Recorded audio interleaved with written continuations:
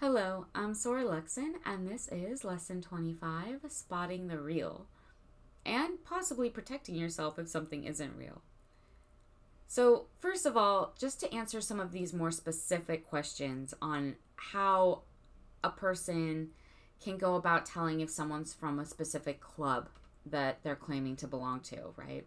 If someone's publicly claiming to belong to a very specific type of group, say a specific temple or lodge, and you think their claim might not be valid. The first thing I would have to say to that is unless you're also a member of that group, whatever type of group it may be, I'm not sure that that information is really relevant to you. Even if someone is making false claims, if it's not in any way hurting you, you might want to reevaluate why you need this information or if you need it and whether or not this is a situation for you to even approach in the first place, right? It might be better, it might be a more useful use of your time, right? To walk away from that and not worry about it or concern yourself with it if it's something that doesn't need to be of concern to you. Now, if for some reason this is information that you absolutely have to have, whether or not someone's telling the truth about this. If you belong to that group, the first thing I would say is look around the room the next time you're there, right? If they're not there, that's usually a pretty clear indicator that they might not be telling the truth, right? That could be a big red flag. If it's something that you need to find out by approaching them directly and maybe confronting them about claims they're making that you feel might not be valid, again, you might want to reevaluate why that situation needs to happen in the first place. But if it does need to happen, all I can really say to that is everyone's going to deal with that in their own way, right? That's something like any other socially awkward situation in daily life, depending on your personality, on the individual's personality that's dealing with this scenario, you're going to approach it in the way you approach it, right? You're going to deal with things in the way you deal with things. So that's all I can really say about that. There are ways, if someone's making false claims about belonging to a specific group of some kind, there are ways people from that group can know whether or not those claims are false just by greeting them, right? There's specific ways to greet someone, sometimes even code words, right?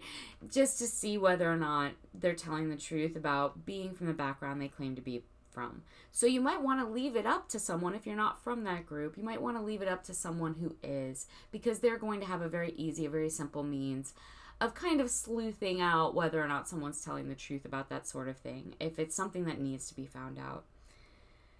If you were to pin me down and make me say what I personally would do in that situation, if it was something that needed to be challenged, I tend to use the gym membership kind of rule, right? Which is, it's a lot of these groups have membership cards, right? Much like a gym membership card or key fob or a golf club membership, right? Your dues card. You can, if someone's saying they're from a specific club, there's a lot of instances where you can walk up and say, hey, here's my club card, where's yours?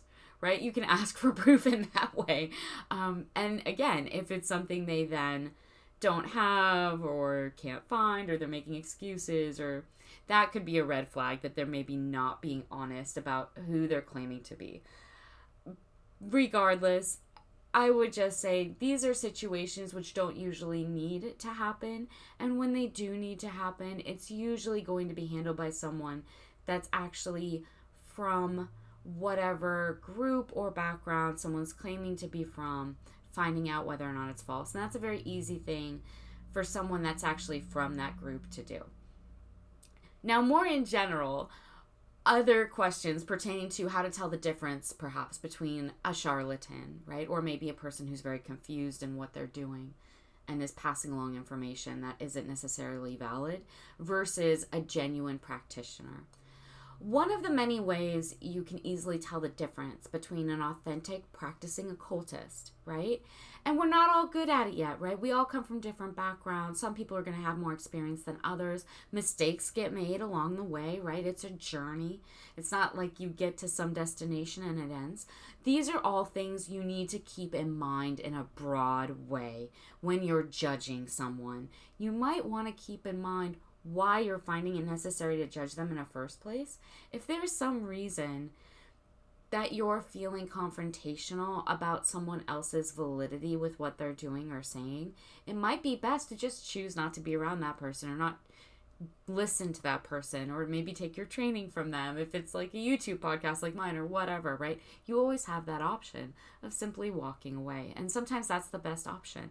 And sometimes someone is just, not maybe as experienced as they're going to be yet, or is making mistakes along the way. That's something to keep in mind.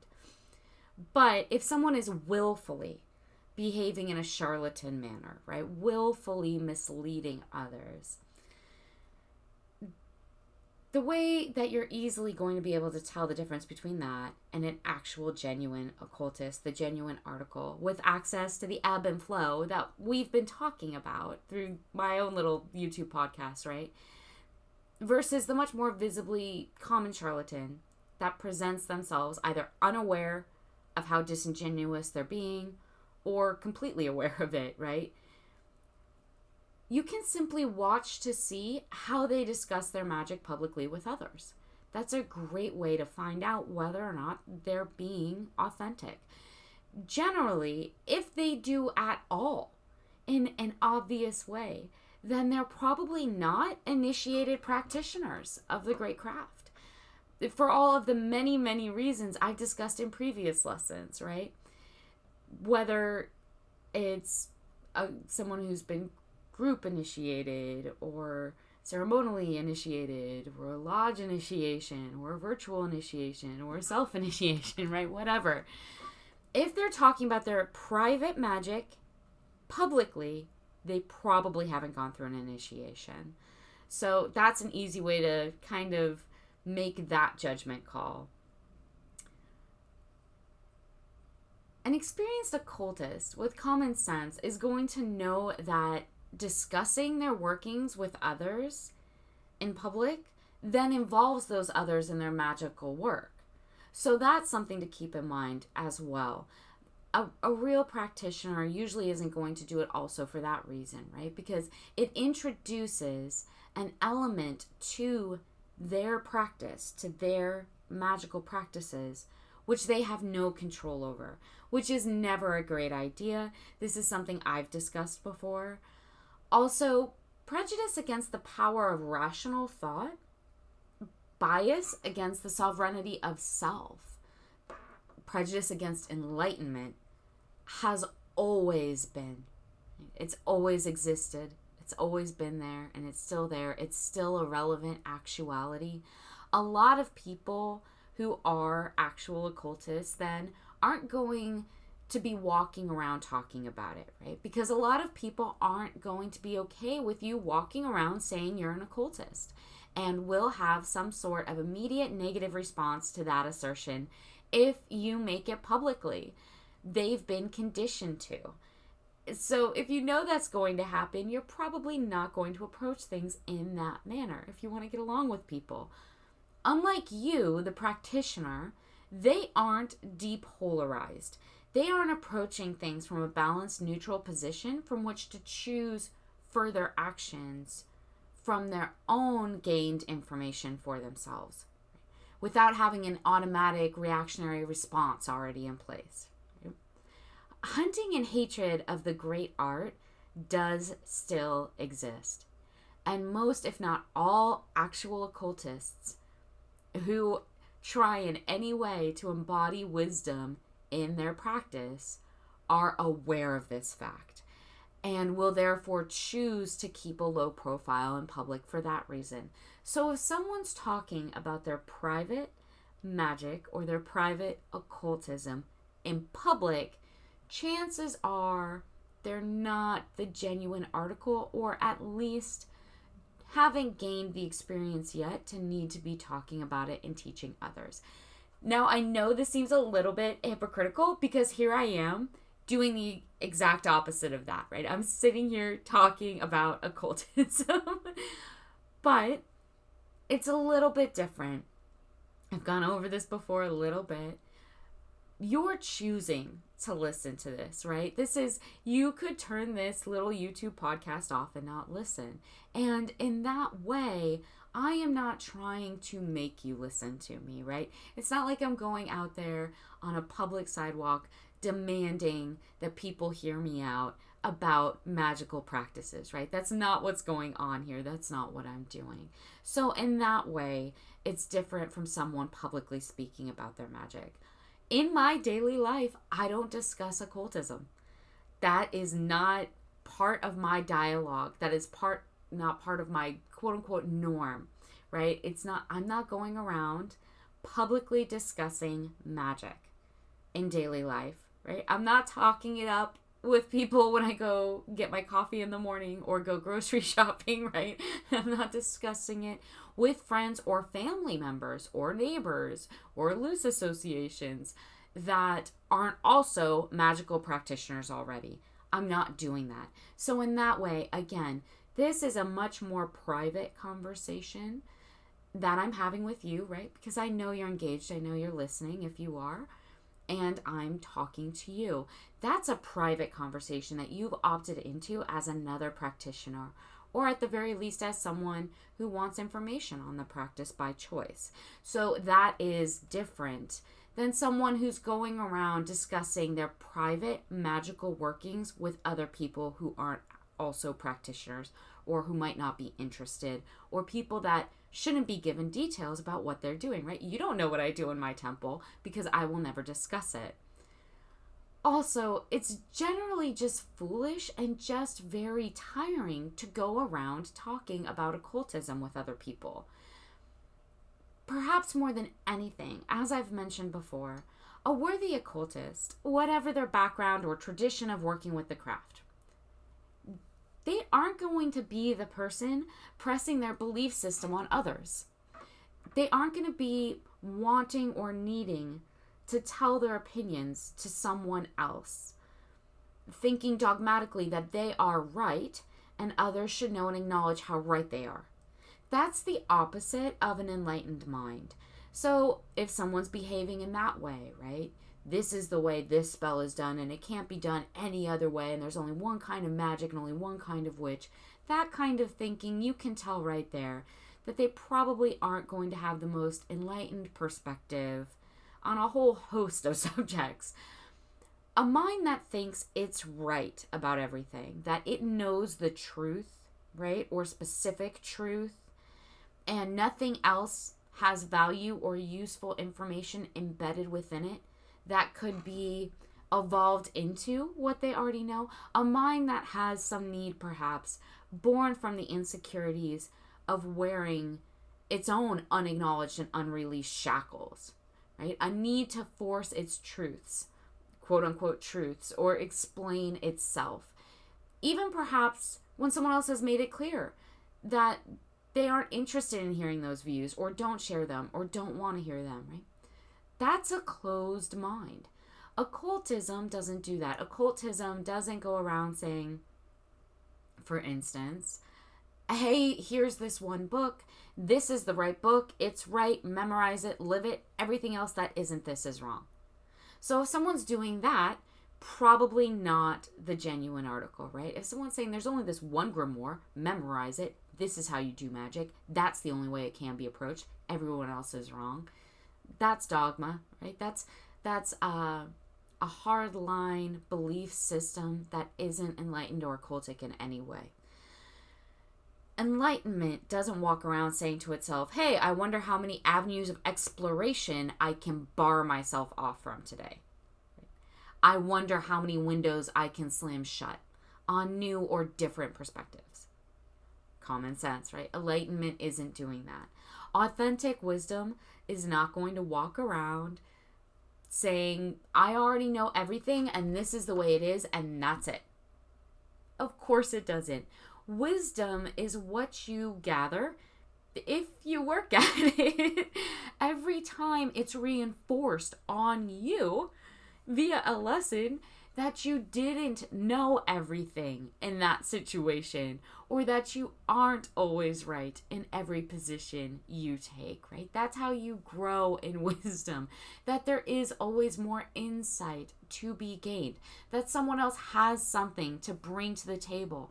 And it doesn't matter if you agree or disagree for you to gain information from what they're bringing to the table, or to see it as a useful resource, or to try to understand it from their point of view. That more tools are there always to be found and honed, more skills and talents to be revealed in yourself, powers to be gained and strengthened. That's occultism. That's wisdom in some sense, right? That's enlightened thinking. Magic users understand better than anyone how much energetic resource is wasted constantly and consistently by people who make it their task in life, sometimes without being aware of it, to defend their own right to be happy.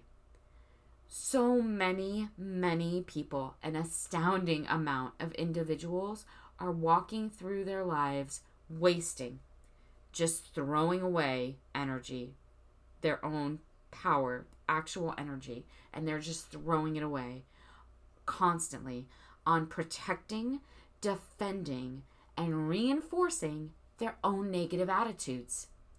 And yes, needing to be right about something at the cost of expending energy uselessly to try to convince others of the same or to disagree with them is a waste of energy. The average person spends the majority of their time guarding their right to be wrong, guarding their right to have an opinion. It's this huge, draining, harmful irony that most people play out on themselves and on those around them. Magick is aware of this. Magick sees it. It's tiring to watch this, right? When you start to get into a different occultic understanding of what reality actually is, it's this exhausting thing to see happening around you. The further into the craft you get, the faster you realize how desperately heartbreaking the reality of this dynamic is. It's everywhere. And how overwhelmingly lonely being the only one in a room to see it going on everywhere around you in all sorts of ways, that can be very lonely, right?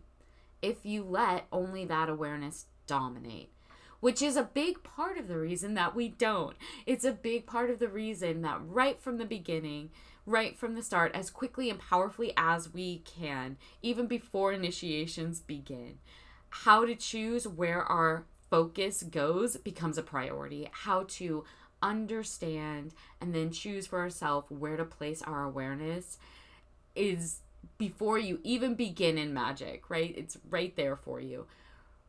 Reality is so much more than negative or positive reactions to situations, people, other people's opinions, your own opinions, right? Reality is more than that.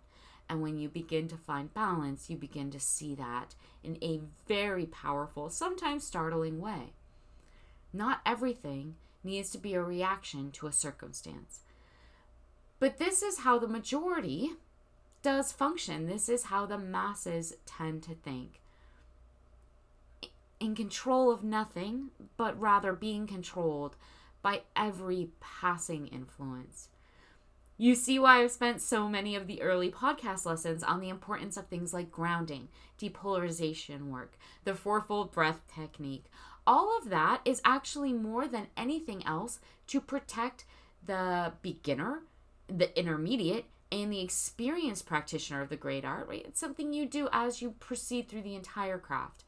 It's to protect the practitioner of Magick, not only by first inoculating them somewhat, unwinding some of this conditioning in themselves, for themselves, but also by providing a strong on-hand remedy against any charlatan that might have a negative correspondence. Or unfortunately, some people aren't charlatans and are willfully choosing to create harm or chaos. The all too empowered so-called people out there claiming to be spiritual authorities or quote-unquote gurus sometimes, or new agey kind of hitting cultic mindsets, just the newest version of biased religious pretension, whatever the heck. There's a lot of that. Actual authorities on these subjects, the kind worth listening to, they don't throw pearls before swine to begin with. I'm not sitting here demanding that you hear me out or demanding that I'm right in some way. That's not what I'm doing. I invite you to turn my podcast off and not return to it if you choose to, right? And I'm also never going to sit here and say, I know for a fact that this is this and there's no other possible way. That isn't going to happen. What I can do is share from you my experience and personal knowledge, and then you can do with that what you want, right? But I'm never going to claim that there's only one way to do things and everyone should do them that way. That is a cult leader. Someone claiming to know, right? Capital K, N-O-W, know. Someone who's claiming to know at the exclusion of any and every other possibility being able to inform them in some way, that is not usually a genuine occultist. It could be someone making a mistake. And again, there are a lot of mistakes made along the journey in private magic. But that's not a good mindset for a practitioner to have. And they're not going to get very far within working the craft or access to the bigger, more relevant powers and energies that they might be claiming that they do have access to. And you can see that there. Who do you know with any degree of common sense, anyone who's worth modeling yourself after, that goes around saying, I know everything about such and such, right? It doesn't even matter. It doesn't have to be magic, for instance. It could be any sort of subject material. It could be in your career. It could be a hobby, a sport. It could be BMX dirt biking. Let's say you want to be the next best BMX dirt biker, right? Whatever this is. You're going to go, if you want a role model to learn from, model yourself after, and then hopefully excel and surpass, you're going to go find the person who's the best at it, right? Now, if the person you go to find to learn from is saying, no one has a better way or a faster way. I'm the best. I will always be the best. No one can ever be better than me. And no one has a different way that also works well. No one has any information that I've never gotten for myself that I could add to improve my own method. No one's worth listening to. I refuse to listen to anyone, any new material, any other perspective, right? This is the one and only way. Be me, hear me, for I am the end-all, be-all authority. I mean, whoever's doing that probably isn't ever, in the first place, going to become very talented at what they're doing, because who wants to deal with that person, right? But they're also never going to get any better than they currently are at whatever it is they do. They can't, because they refuse to allow it, right? By not allowing other information, other perspective, or their own acceptance of the fact that they can still learn and grow and improve, right? They can't ever become better at what they're doing. So is that the person you're going to model yourself after? No, right? That probably isn't the person, the experienced professional you should be trying to learn from if this is something you also want to become good at, right? If you want to become the next best great dirt biker, that person who's talking that way, they've already hit their peak and they are falling back down that ladder, right? All you'd have to do to surpass them is to realize that you can still improve. That's all you need in order to surpass them and become better at them. So you're not probably going to want to model yourself after that person. In the same way, a genuine spiritual authority, if that's what we're going to call it, if you want to call it that, a real sage, a true magician, someone who's working with authentic energies, they don't usually say they're authorities, or when they say they're an authority on something, they're going to explain how and what they mean by that in a very specific way, and they're going to be open to other people's interpretations as long as those interpretations aren't harmful or damaging to something that's a bigger or overall concept. Because an actual practicing magician or actual practicing Wiccan, actual practicing occultist, right? High priest, it doesn't matter. They're going to be too busy listening, gaining resources and perspectives, improving themselves, empowering themselves, and then those around them to do the same. Generally, these are the quietest people in the room. These are the people who speak last, if at all. The one person who's going to obviously care in a group dynamic more about the balance, both internal they have to themselves and external, than about disharmonizing everything and everyone around them by needing to spout off about how right they are or what they know or how other people should do everything like them or that other people should do what they're told to do because they're the authority on the subject, right? That is not a good leader. You can see occultic mindset and occultic technique in any actual good leader. That is going to be, let's say it's a management scenario. You're in a meeting, you're the manager. That good leader is going to be the person who speaks last at that meeting. And it's going to be because, one, they're going to want their entire team to have a chance to speak and to feel heard, right? Because they understand that they're a part of that team. Their responsibility might be to be the authority of that team, to lead that team and keep it functioning in a cohesive manner. But a good manager is going to understand that even though that's their responsibility and role on this team, that they're still a part of this team, right? They're the lead captain. They're the lead quarterback, whatever you want to think about here. They're going to know that they're going to bring out the best in those around them by allowing a cooperative function to happen. And that means allowing everyone to feel as if they're heard, have their chance to speak, and offer insight, information, and perspective into the group whole. And then also, the other aspect of this is a good leader is going to talk last because now they've had access to everyone else's perspective. They've gathered all the information in the room to themselves. By waiting to be last to speak, if at all, they have all the possible resources and access to the broadest scenarios because they took the time to wait and listen and hear everything out, right? So they have the bigger pool of information to now draw from or make a decision from or sound informed about when they speak last. So they're going to be the quietest person in the room, and they're generally going to be the last to speak, if at all. Here's another pop culture example. There's the Lord of the Rings movies, right? You have a wizard in there. Gandalf, right?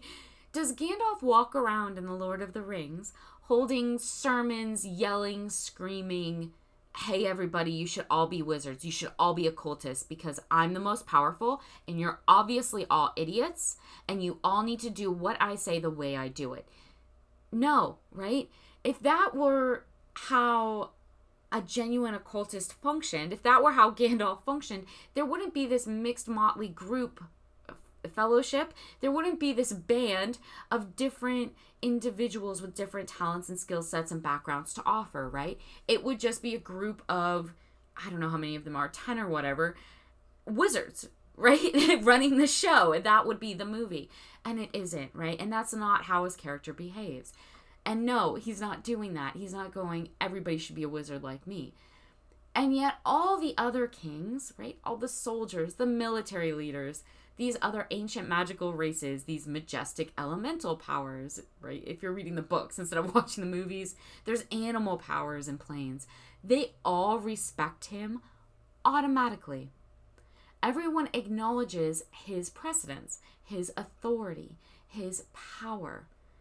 And he's not going around saying he's the authority.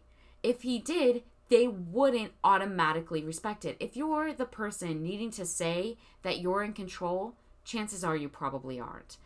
If you're the person saying that you're the most powerful or you're the authority on a subject, you probably aren't, because you're not going to need to say those things if you aren't functioning from a place of insecurity. And all of that, in this specific example, this power that he has, that everyone respects, it's a power he wouldn't have if he were wasting time and all of that power, all of that actual magical energy, going around claiming to have it, thereby releasing it verbally, diluting it, spreading it to other minds, and pushing it away from himself by trying to force it onto others. Those who benefit from this wizard in particular, I think he's called a wizard. I'm not entirely sure. It might be a mage or something else. On that point, I could entirely be wrong. So please don't quote me on this. If this happens to be your own personal fandom and I'm wrong, feel free to correct me in your own mind. But if that is the particular label that's used, we've had so many names and labels. The people who gain useful action, help, insight, knowledge, wisdom, massive goal completion, accomplish these things that would be seemingly impossible. The people gaining that from this wizard's abilities, they're the people who approach him and stand by him by choice, willingly. They trust him without his ever needing to tell them to or beg them to. They wouldn't if he behaved that way. They come out of the woodwork to rally around his light. He doesn't need to seek it out, force it, and demand it, because it wouldn't work if he did, or clone himself in order to gain and maintain his own power. Those people, his friends, the people that are capable of hearing without having to be forcefully taught, of learning, they're also fully aware of his abilities and power. Overwhelming power that this guy has, right? In the show or book, whatever. And they're not terrified of him. They also, even respecting his power and being completely aware of it, also still see him as an old man that's happy for the offer of a shoulder to lean on sometimes, which is something they can provide. Right? A talent, a skill that they have that they can then provide him as a resource. They don't bow to him, and he doesn't need them to. There's a pure equality that's maintained. So that's something to keep in mind and think about. There's that. If someone's behaving in a way that's setting off red flags, you think they might be a charlatan, you think they might be making claims that aren't valid, this is just something to keep in mind.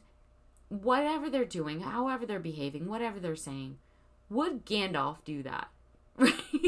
And if the answer is no, chances are they aren't as empowered or authentic, not as much of the genuine article as they're claiming to be. Just something to think about. Also, you don't see him, Gandalf, right, the wizard, you don't see him doing some spell to magically murder enemies in their sleep. He could, right? That's made quite clear. He is very powerful. He could mutter off an incantation that would make their worst enemies' hearts stop, or at least the majority of them. He could probably teleport someone from one place to another without any of that journey needing to happen. Wouldn't that save everyone a lot of trouble? Point number 2, no. Like I've said before, baneful magic is its own worst reward. I've discussed this in previous lessons. You can go back and listen to them if you haven't already. Magic is a circle that closes. Sometimes the labors have to be undertaken, and the journey is part of the process. Anybody, and there's a lot of people out there doing this, giving you quick fixes, right? That's not occultism. Out there telling you to do harmful or baneful magic. Get rid of your neighbor that you don't like. Bind someone's will to your will. Force someone to fall in love with you. A friend's been mean to you, here's a way to put a hex on them. People doing that telling you to do that or trying to teach you on that. Sometimes people even claiming to be black magicians. I've seen this. I've seen people with no anonymity, their face right out there, giving tutorials verbally in YouTube even, in black magic. First of all, they probably aren't the powerful, authentic article they're claiming to be, because those influences and influencers, and yes, they are out there, they are the most secretive powers. Those powers do not go around talking about themselves for all the reasons I've already listed that you also shouldn't.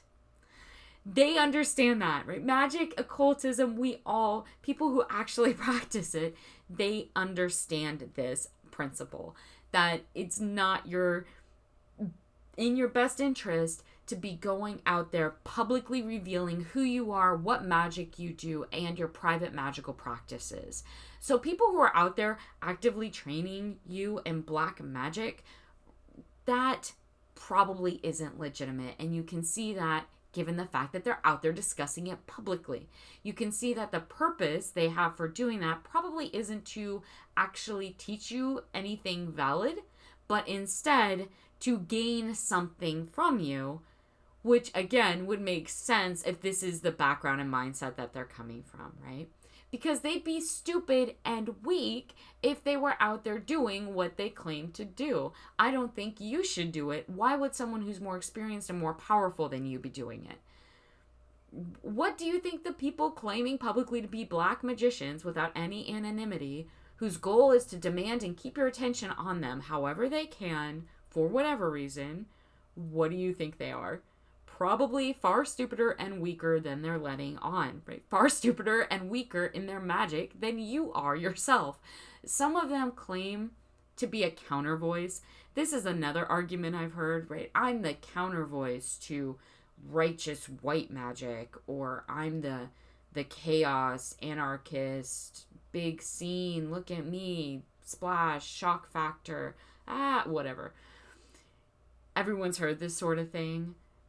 Again, if they wanted to be a genuine counter voice in order to help others in some way or provide that socially, be this counter voice to supposedly mindless, negatory, enslaved patterns and behaviors of those around them, if they were an actual occultist and that was their goal and they were good at what they were doing, they'd be silent.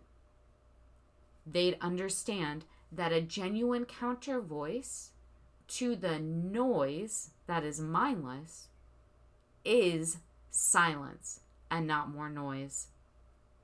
Silence is the occultist's most powerful voice. That is how they could help the most people the fastest. So if they're out there making a lot of noise, probably not what they're actually doing. You want to be a genuine counter voice to the mindless, negatory, enslaved patterns of those around you, be silent. Be the person who isn't talking. Be the individual who is in their silence, creating those 10 seconds someone hasn't had in their day yet to think for themselves, to be free of the nonsense so they can have a clear thought for themselves if they want to. Be the space they need, right? Be the quietude. Silence speaks loudest. Anyone making claims about their powers, their private conversations with demons that they've written into a book, right? The angel that told them and only them to go around and force everyone else to think like them. The secrets they were taught by Metatron, then that's the way it is, and it's the only way. Those could be valid occultic expressions of part of their journey.